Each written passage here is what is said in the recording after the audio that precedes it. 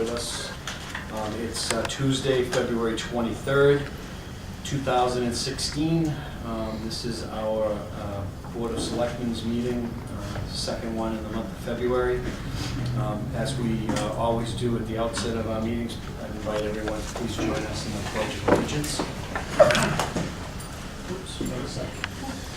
I pledge allegiance to the flag of the United States of America and to the republic for which it stands, one nation, under God, indivisible, with liberty and justice for all. Thank you. We have, I guess, what I'm going to optimistically characterize as a somewhat abbreviated agenda this evening, so I don't think we're going to be here too long. I will note at the outset of the meeting that Selectman Wentworth is not with us this evening. I had a text from him earlier that he was traveling and was subjected to a flight delay. I don't know where or when. He thought he might get here, so it's possible he may arrive, but obviously at this hour he's still not here.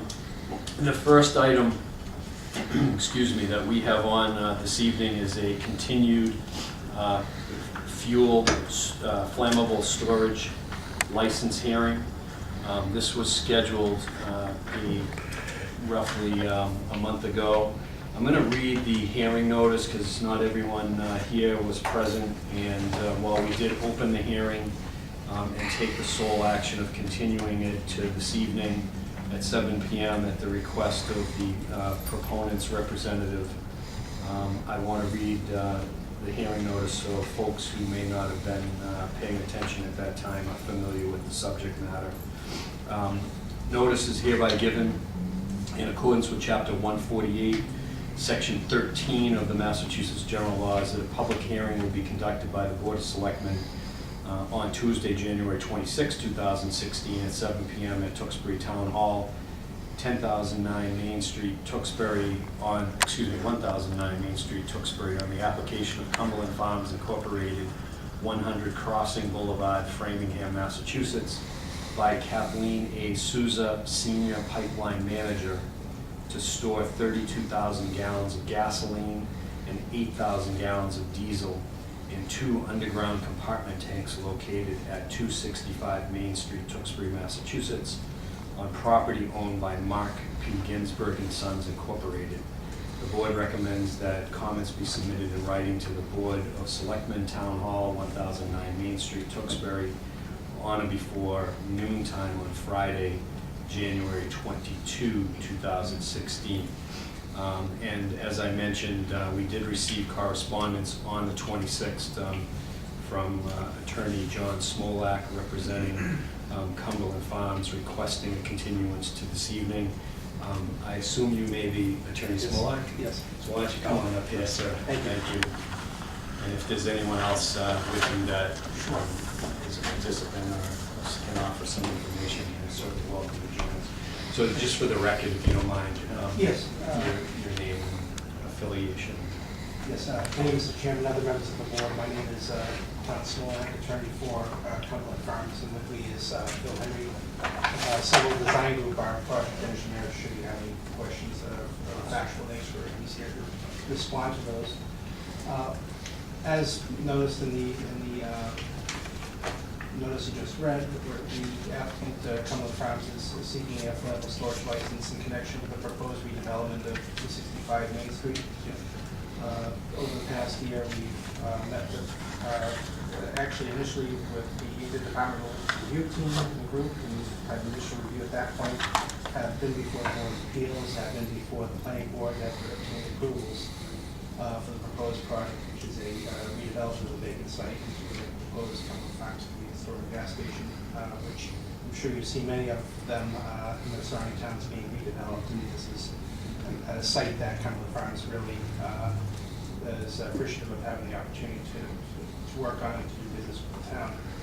And so the application is simply an authorization to store fuel in underground tanks.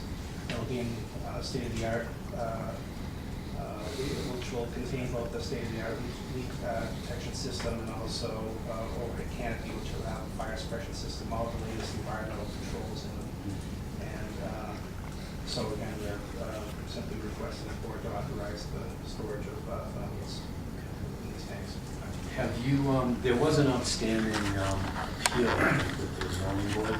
Is that resolved or? Yes, it's just about resolved. It's just a matter of paperwork that has to be completed. But we think and we're confident that will be resolved shortly. Yes.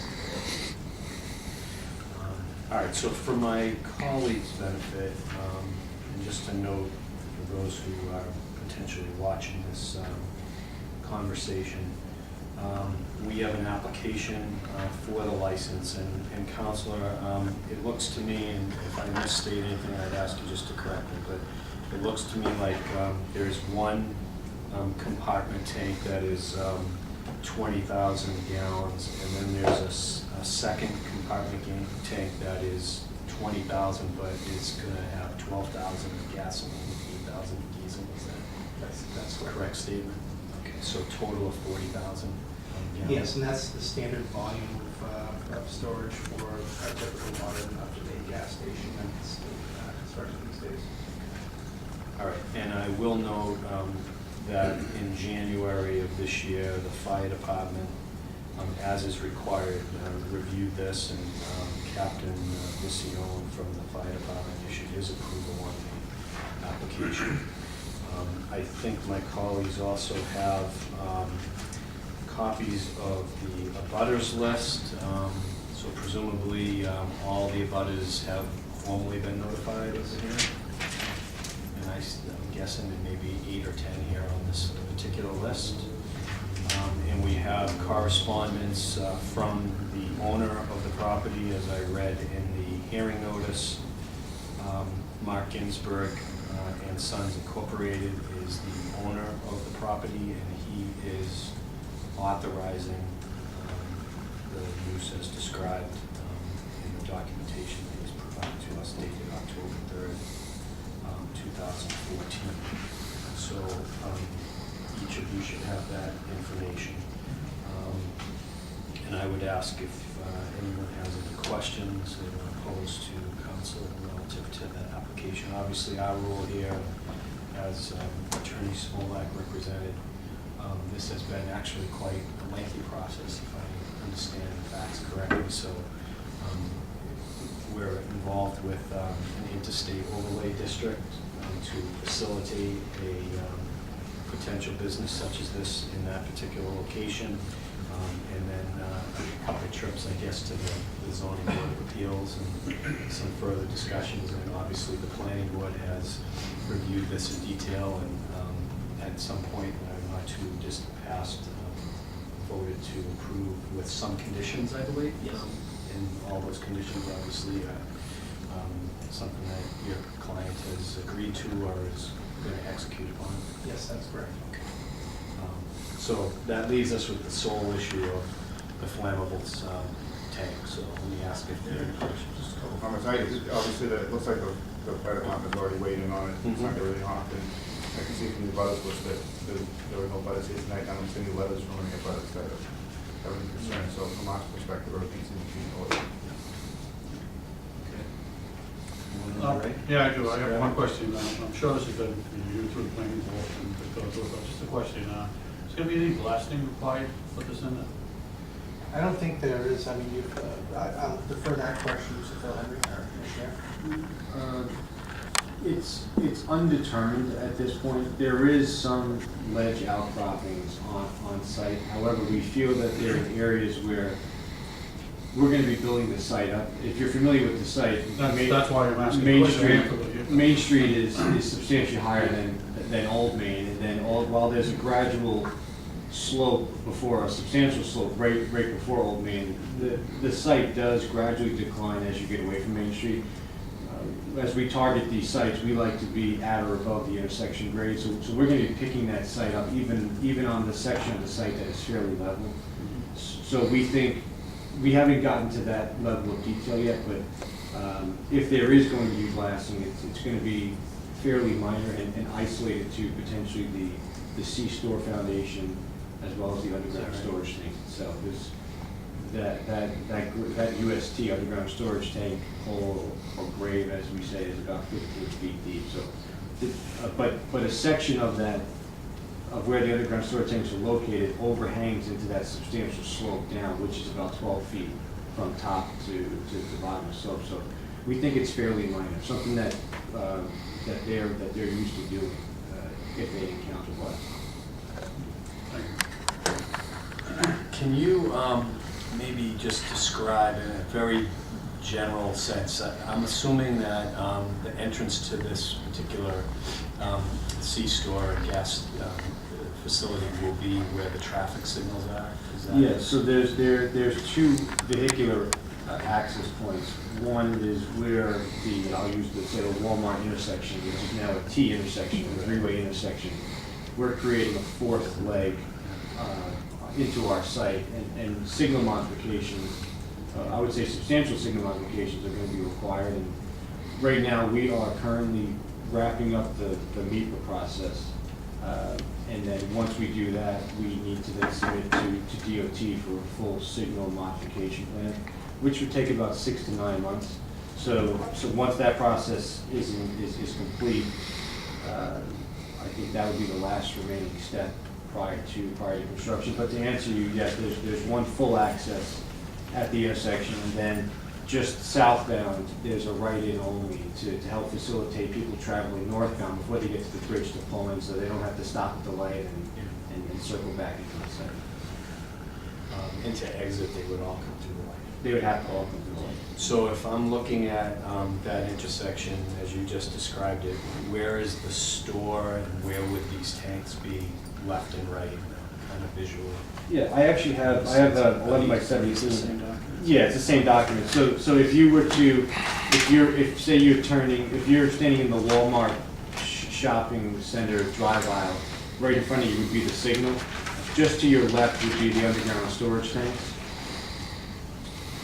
And maybe, I'm happy to. These are all the same, I assume? Yeah, here's the reduced size.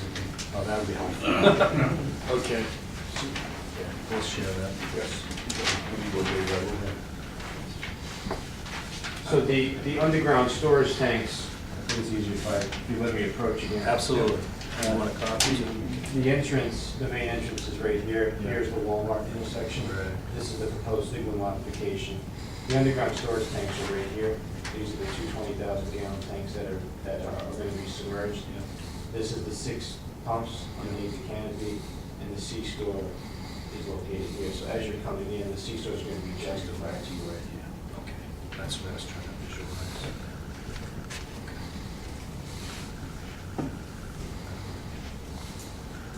Thank you for that, that's helpful.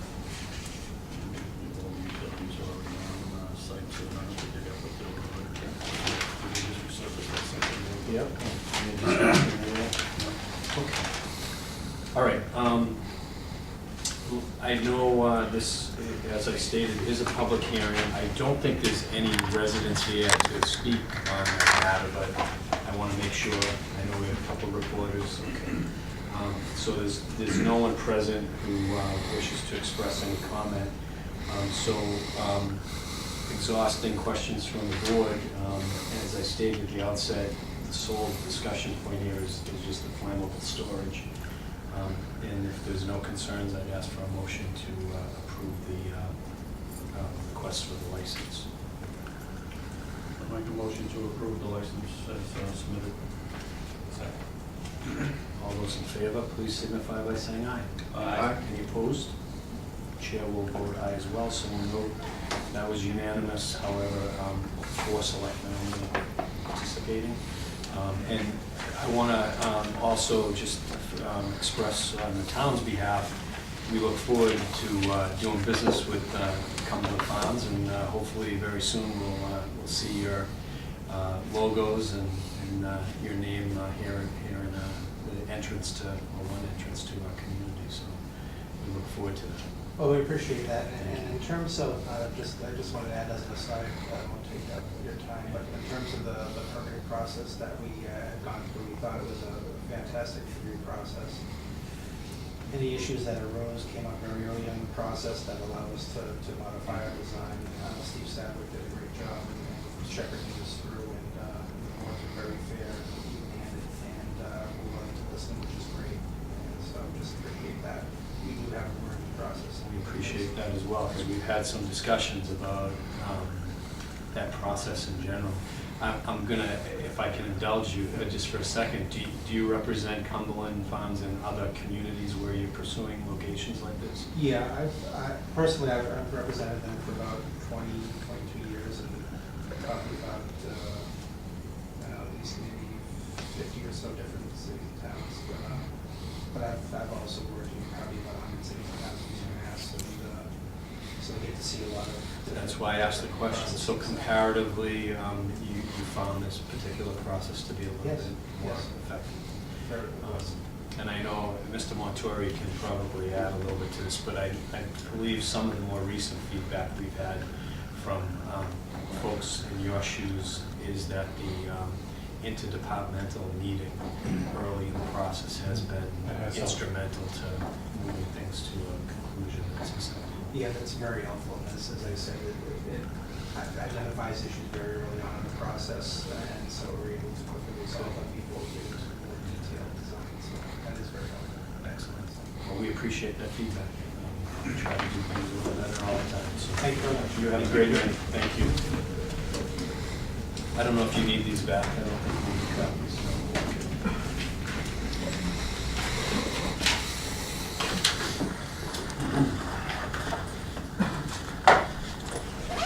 All right, so I don't think there are any residents here to speak, so I'm going to check that off on our list of items.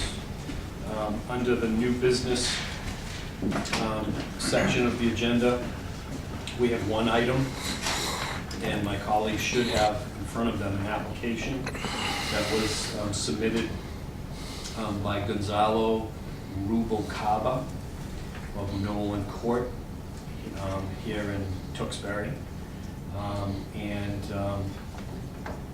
Gonzalo is applying to be considered for appointment to the Massachusetts Cultural Council. As you might recall, we have essentially an unlimited number of seats, and I believe that position is a statutorily governed term. I don't know off the top of my head if it's 3 years or 1 year, but we need to know that for purposes of the appointment. So the question I would pose to my colleagues is, obviously we always have the option to interview individuals or make appointments, and I didn't know what your preference would be as a group.